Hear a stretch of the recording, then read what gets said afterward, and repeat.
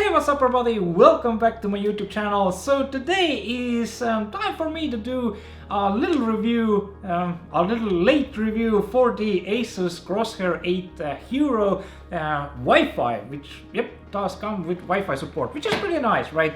But it's definitely no, motherboard seller, right? But should you buy it or not? That's the question in today's video, right? Should we go out there and spend 450 euros or dollars if you're lucky for this board, right? Maybe get a little bit cheaper if it's second hand or something like that, right? I'm gonna leave my Amazon affiliate link down below in the description so you can buy it straight from there, right?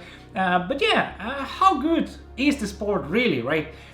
What makes it so expensive, and is it worth the money? So let's dig straight into it, right? So first of all, it is an AMD AM4 X570 chipset motherboard that of course supports both second and third gen AMD Ryzen CPUs and the all new PCI Express 4.0.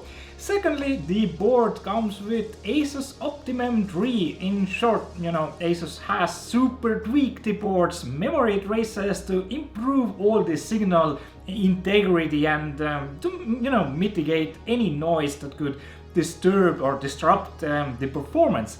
This will pretty much allow you to get lower voltages and better latency from your favorite memory sticks, which is pretty nice. Now there are 16 total MOSFETs on the board that ASUS names Power Stage that each deliver up to 60 amps. In short, it means this board can do some pretty serious overclocking if you wish to do so. I personally have overclocked PCs since AMD Athlon XP Parton series was a thing.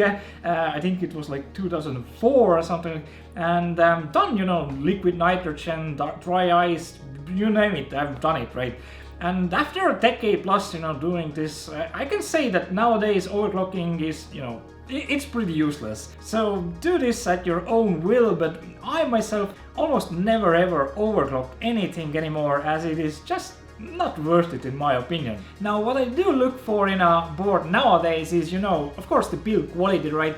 How high-end hardware is integrated on the motherboard itself, right? How good is the cooling solution, right? And do they have proper large heat sinks on the MOSFETs, and how good is it overall, right?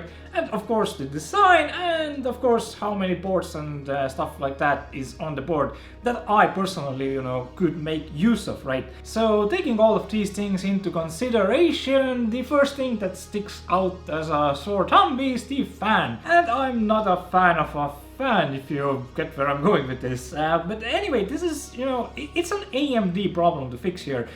Because before PCI Express 4.0, AMD thermal throttled the chipset when it got too hot, right? Now they removed that feature, and it will always stay at peak performance, right? Hence why it did get a fan. I don't know about you guys, but I didn't feel that thermal throttling my chipset earlier made any real difference in speed before. Those tiny fans, tend to die over time, and they are almost impossible to replace. So yeah, overall, I'd definitely get the thermal throttling back and remove the fan if I was AMD. But never know what they're gonna do in the future. But hopefully they will get rid of the fan in the next revisions, right? But yeah, moving on, one of the main selling points of these new AMD boards is of course the PCI Express 4.0 that brings double the bandwidth versus last generation. But for gaming it makes almost no difference at all.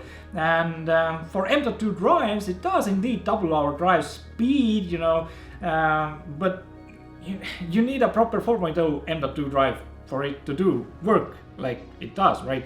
And I don't have any at hand to do this test right now. Do loading times decrease significantly or not? I still don't know.